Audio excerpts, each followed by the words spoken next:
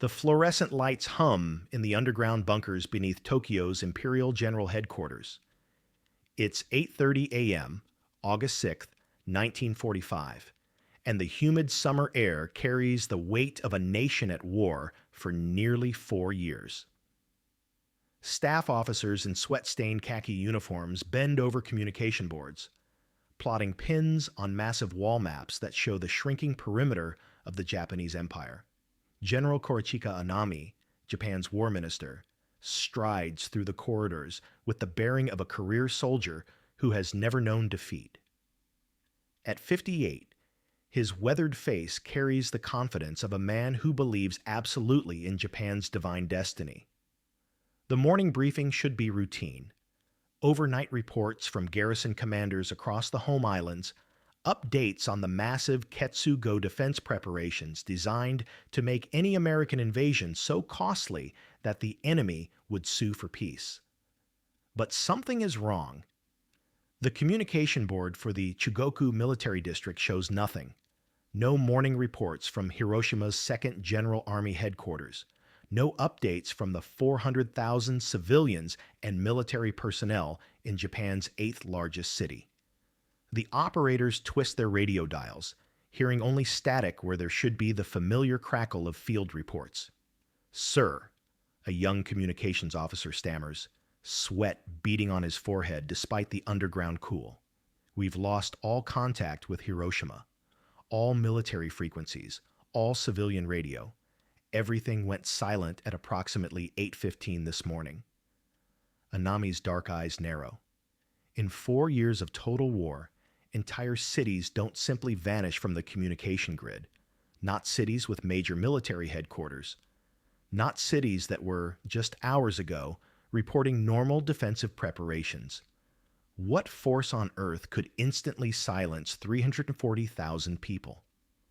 You have to understand the mindset of these 6 men who controlled Japan's fate in August 1945. They called themselves the Supreme War Council, the Big Six, and they genuinely believed they held the keys to victory even as American B-29s turned their cities to ash night after night. General Anami, Admiral Somu Toyoda, General Yoshijiro Umezu, Prime Minister Admiral Kantaro Suzuki, Foreign Minister Shigenori Togo, and Navy Minister Admiral Mitsumasa Yonai. 6 men, 70 million lives hanging in the balance. But here's what made them so dangerously confident. They knew secrets the Americans couldn't possibly imagine. Since 1940, Japan had been racing to build its own atomic bomb. 2 separate programs, the Army's NIGO project under Dr. Yoshio Nishina, and the Navy's FGO program under Dr. Bunsaku Arakatsu. These weren't amateur efforts. Nishina was one of the world's leading nuclear physicists, a man who had worked with Niels Bohr in Copenhagen, who understood the theoretical foundations of atomic fission better than almost anyone alive. And that knowledge had taught him something crucial. Building atomic bombs was virtually impossible. The uranium enrichment alone required industrial facilities beyond imagination.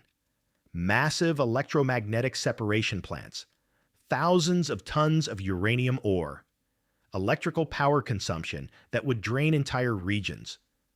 Japan's leading scientists had calculated that even the mighty United States, with its untouched industrial base, could produce perhaps 1 or 2 atomic weapons at most, maybe 3, if they had started earlier than anyone suspected.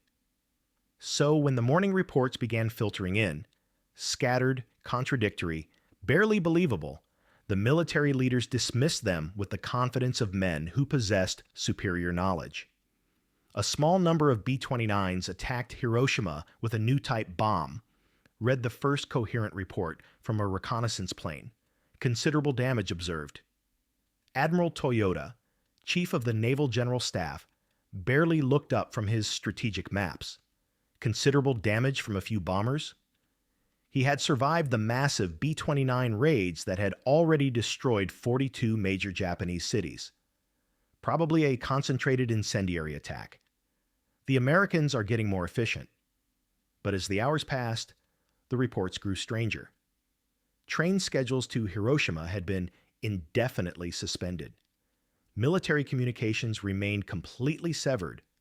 Most unsettling of all, a weather reconnaissance plane reported seeing something unprecedented: a mushroom-shaped cloud rising nearly 40,000 feet into the sky. Then came President Truman's radio announcement, transmitted by shortwave and picked up by Japanese monitors.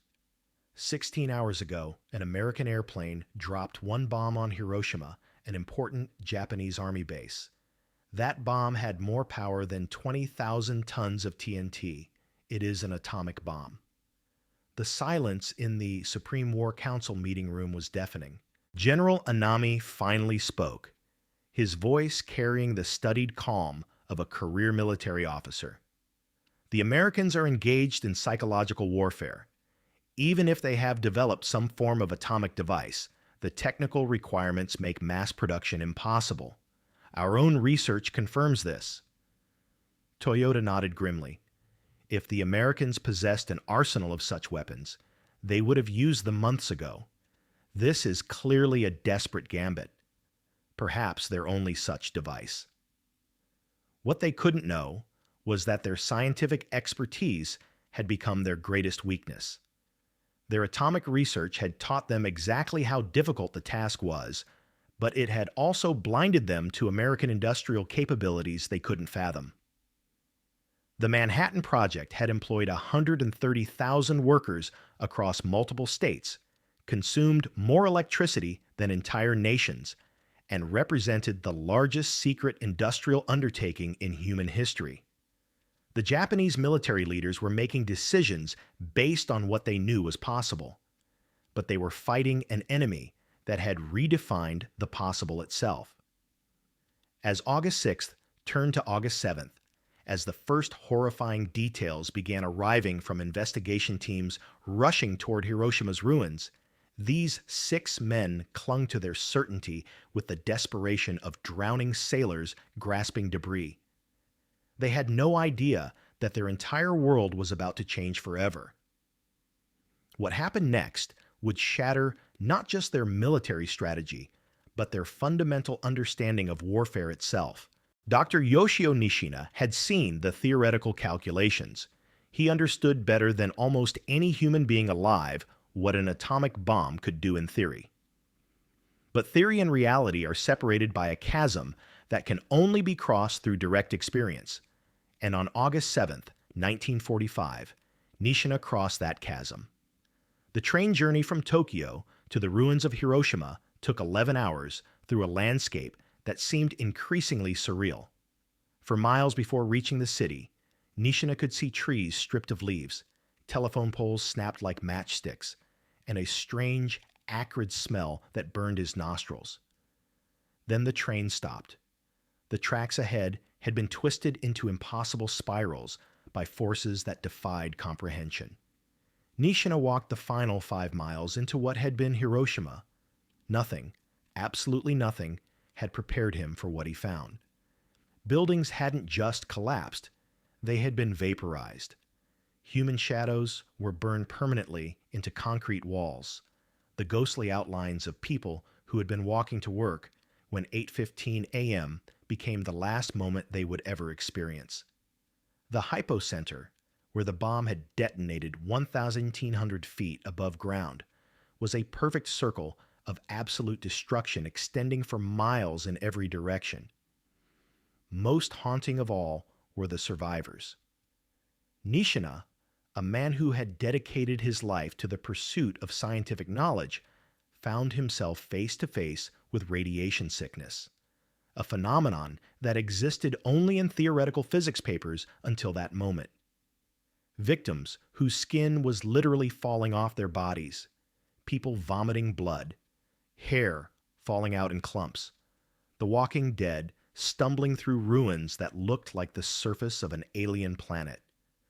Nishina's hands trembled as he took measurements with his Geiger counter, the clicking growing frantic as he approached ground zero. This wasn't just an explosive device. This was the fundamental forces of the universe unleashed on a human city. everything he thought he knew about the limits of atomic weapons had been utterly, catastrophically wrong. Meanwhile, in Tokyo, the Supreme War Council was about to receive news that would make Hiroshima seem like a mere prelude. At 11:02 a.m. on August 9th, as the Big Six were finally meeting to discuss the Hiroshima reports, an aide burst into the conference room with a message that drained the color from every face present.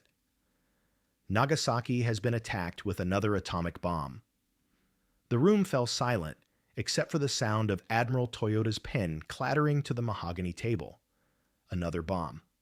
Just 3 days later.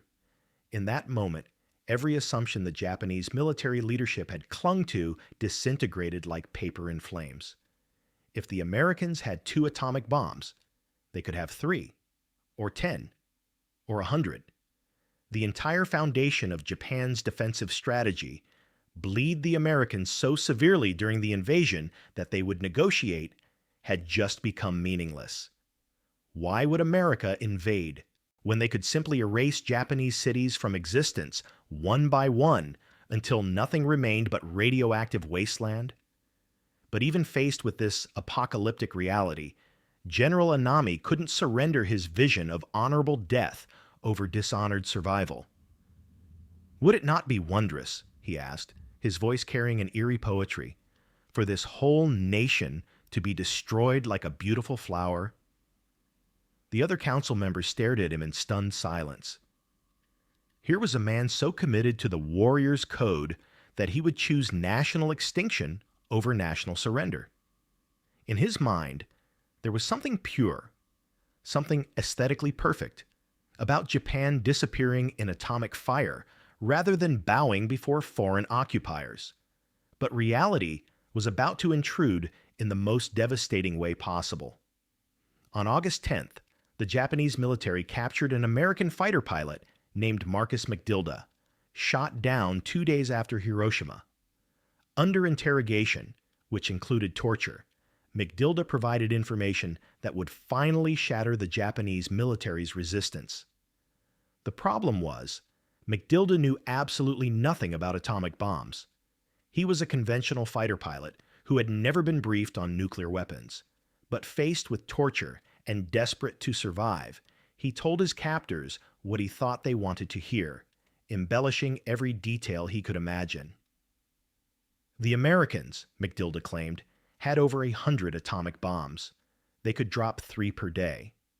Tokyo would be next, followed by Kyoto, then Osaka. Every major Japanese city would be obliterated within weeks. None of this was true.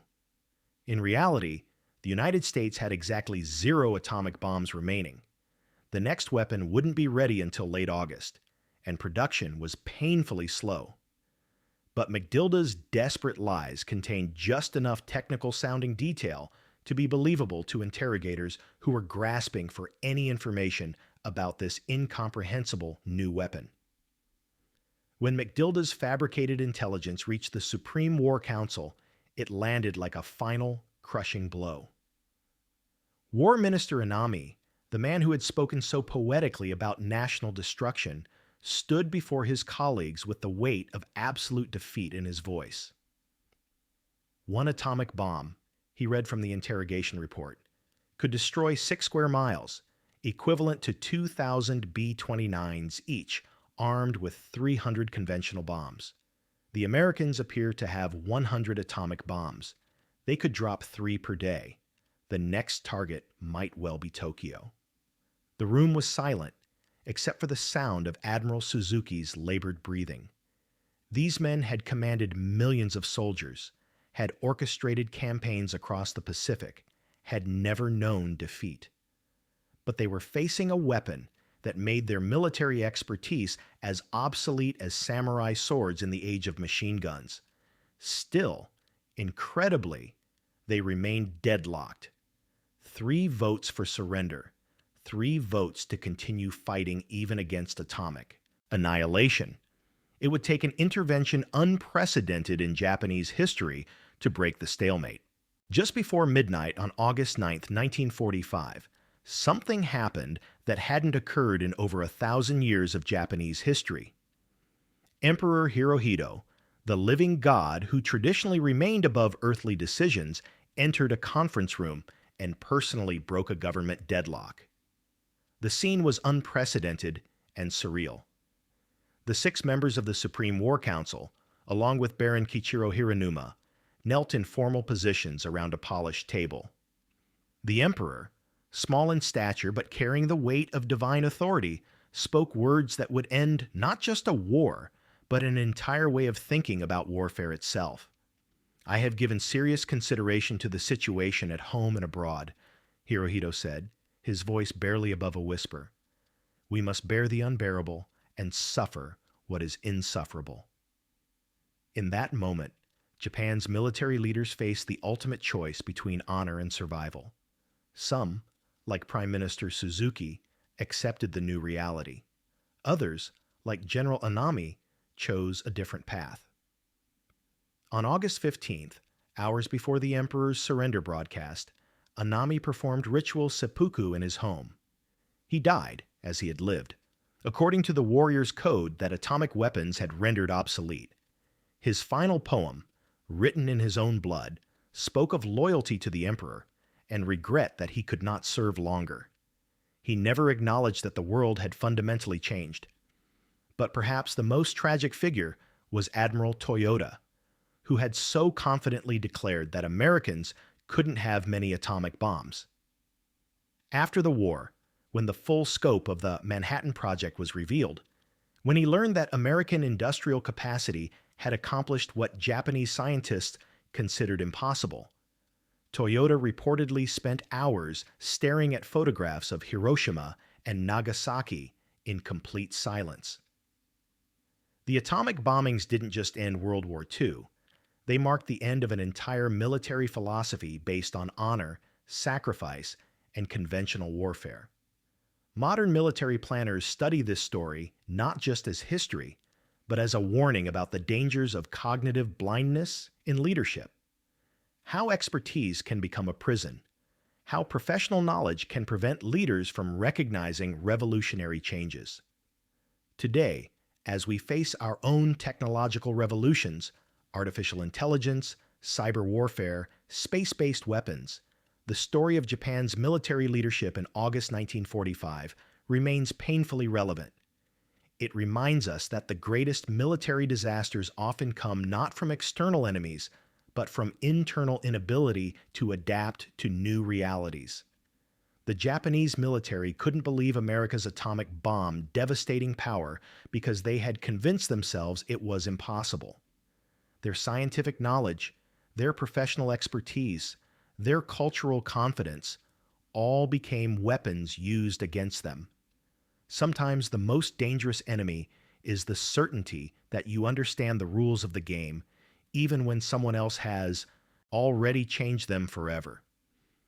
What lessons are you taking from this story? Share your thoughts about leadership, technology, and the courage to challenge our own assumptions.